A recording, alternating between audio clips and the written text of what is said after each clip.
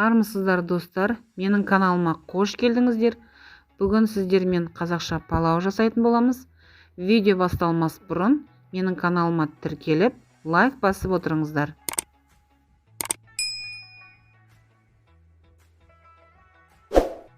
Бізге керегі ет, күріш, сәбіз, зира, приправа, тұз және укроп. Алдымен барлық керек затымызды турап дайындап алдық. Бұл жерде мен сәбізімді, пиязымды бәрін турап дайындап алдым. Етімізді жуып, дайындап, енді майымызды қыздыратын боламыз. Енді қызып тұрған табамызға сұйық майымызды құйып аламыз. Және оған мен азырақ пияздың түбін салып алдым. Қыздырып, иісін алу үшін, майдың иісін алу үшін. Енді етімді салып, қызып тұрған майда қуырып аламыз. Жақсылап, қызыл қылып қуырып, тұзымызды саламыз. Енді жақсылап қуырамыз. Ет жақсы қуырылған кезде жұмсақ болып, әдемі болып піседі. Енді пиязымызды қосамыз. Пияз бен етімізді 10 минутқа қуырып аламыз.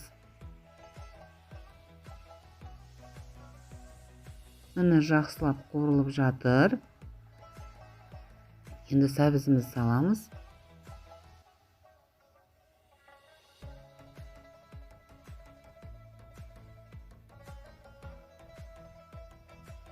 Енді тұзымызды қосып, сәбізімізді қуырып алатын боламыз.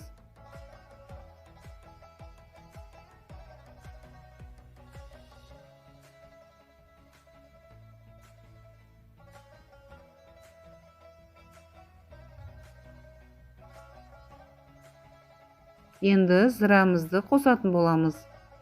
Қолымызбен сәл үгітіп жібереміз.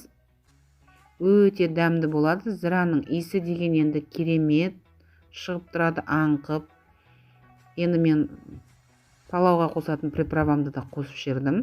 Азырақ.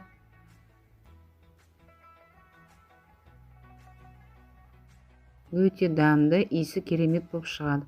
Бетін жауып 15 минутқа қалдырамыз. Енді 15 минуттан соң қайнап тұрған суымызды құятын боламыз. Енді күрішімізді жуып аламыз. 3 рет жуып аламыз, тазалап. Негізі күрішті тазалап жуу керек. Содан кейін қайнап жатқан суымызға салатын боламыз.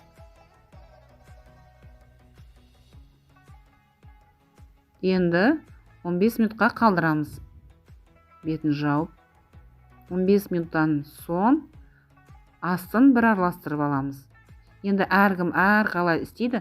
Менің өзімнің жасауымша өте дәмді шығады. Енді бұл анамыздан үйреніп келе жатқан қазақша палауымыз.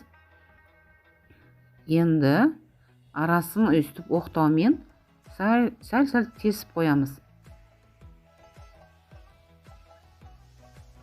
Енді астын жай қойып 30-40 минутқа қалдырамыз. Міне біздің палауымыз дайын болды. Өте керемет шықты. Үстін ас көктермен сәндеп дайындасаңыздар болады. Астарыңыз дәмді болсын.